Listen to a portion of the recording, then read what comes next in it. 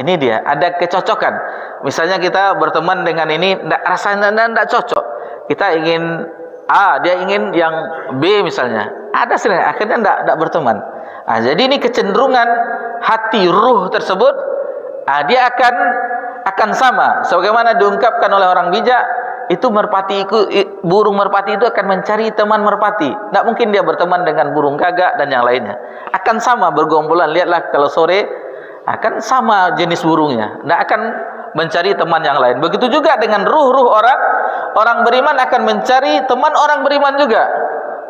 Pasangan hidup, istri. Otomatis yang baik mencari yang baik, dan yang jelek akan mencari yang jelek.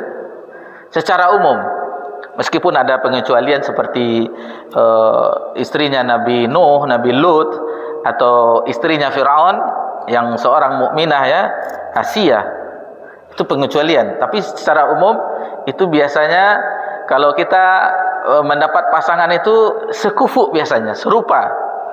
Itu biasanya, meskipun ada yang mendapatkan ujian ya, satu-satu. Misalnya seorang ibu mendapatkan suaminya yang tidak sesuai. Ibu ini rajin, ini tahu suaminya tidak mau sholat, itu ujian bagi ibu tersebut. Begitu juga seorang suami, dia kehidupannya dalam taat kepada Allah, rupanya istrinya tidak mau, membangkang dan seterusnya. Itu ujian baginya. Sebagaimana Nabi Nuh dan Nabi Lut mendapat ujian hal yang demikian. Pertemanan yang berlandaskan ketakwaan itu akan langgang, maksudnya akan abadi sampai ke surga. Ini disebutkan di dalam firman Allah Subhanahu wa taala di dalam surah Az-Zukhruf ayat 67. Dalam surah Az-Zukhruf ayat 67, Allah Subhanahu wa taala berfirman, "Al-akhillau yawma idzin ba'duhum li ba'din adu." Teman-teman akrab pada hari itu sebagian menjadi musuh sebagian yang lainnya, illal muttaqin, kecuali bagi orang-orang yang bertakwa. Jadi di akhirat itu semuanya bermusuhan kecuali orang-orang yang bertakwa. Dijelaskan oleh Syekh As-Sa'di rahimahullah ta'ala tentang ayat ini bahwasanya teman-teman nanti bisa dilihat di tafsirnya. Di Syekh As-Sa'di memiliki tafsir, nama tafsirnya Tafsir As-Sa'di, atau nama lengkapnya Taisir Karimur Rahman fi Taisir Kalamil Mannan.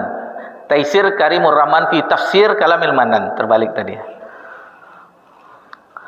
Jadi kata Syekh As-Sa'di rahimahullah taala di tafsirnya, teman-teman akrab pada hari kiamat yang saling berteman dalam kekufuan, setara ya, dalam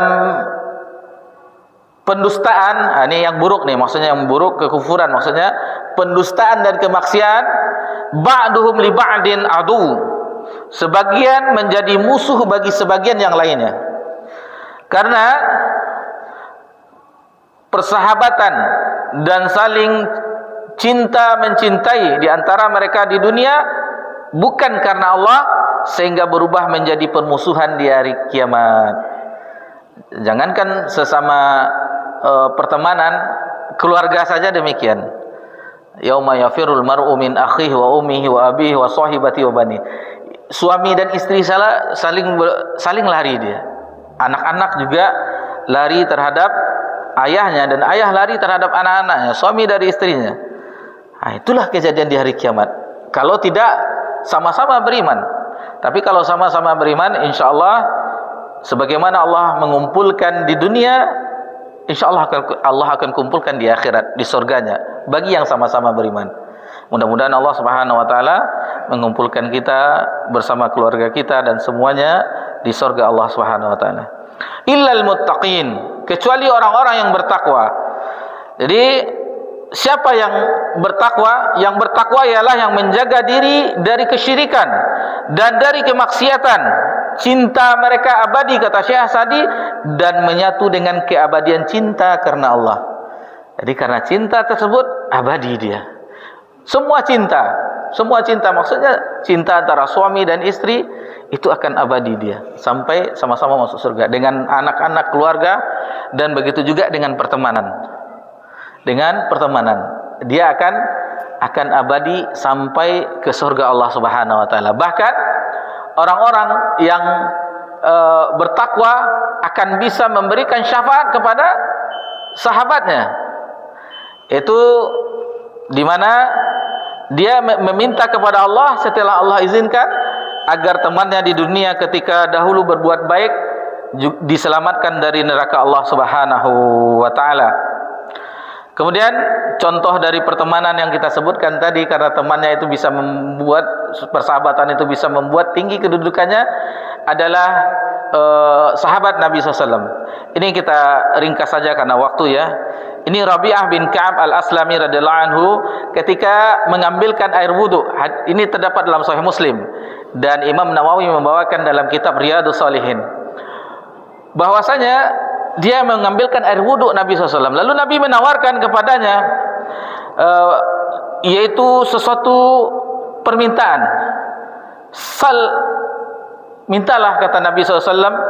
Maka dia tidak meminta kecuali dia meminta asluka murafaqataka fil jannah. Aku ingin berdampingan denganmu di surga ya Rasulullah. Qal au ghaira dzalik. Lalu dia berkata, apa Nabi SAW memberikan yang lain? Apakah ada selain itu? Qultu huwa dzak. Kata Rabi'ah, cukup itu saja ya Rasulullah. Apa permintaannya? Meminta agar dekat dengan Nabi di surga. Lalu kata Nabi, fa'inni ala nafsika bi kasratis sujud. Kata Nabi SAW, jika demikian bantulah aku atas dirimu untuk memperbanyak sujud. Maksudnya selain solat fardu juga memperbanyak solat sunat. Itu yang akan bisa membersamai Nabi SAW di surganya. Jadi ini karena waktu yang membatasi, sudah nampaklah bagi kita bagaimana seorang sahabat itu akan menarik sahabatnya sampai ke surga yang tertinggi, dan begitu juga teman buruk akan membawa temannya ke neraka yang paling rendah. Tentunya meskipun kita tidak berjumpa dengan Nabi dan sahabatnya, tentunya kita ada suatu hadis yang membuat sahabat bergembira, di antaranya Anas bin Malik radhiyallahu anhu, bahwasanya ada suatu hadis yang membuat para sahabat gembira.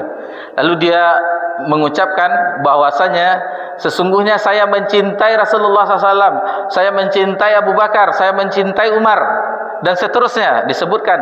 Meskipun amalan saya tidak sama dengan amalan mereka, akan tetapi Nabi SAW bersabda, al-mar'u ma'aman ahabbat. Seseorang itu bersama orang yang dicintainya. Jadi dia mencintai Nabi SAW, mencintai Abu Bakar, mencintai Umar dan yang lainnya, ingin di akhirat bersama hal yang demikian.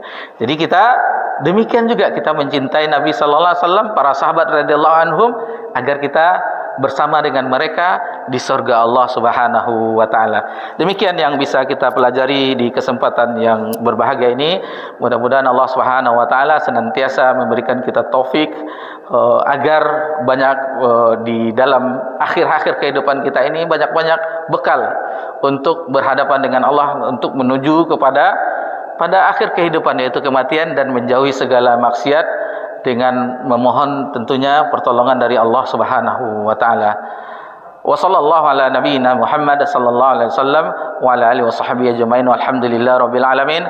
Wassalamualaikum warahmatullahi wabarakatuh.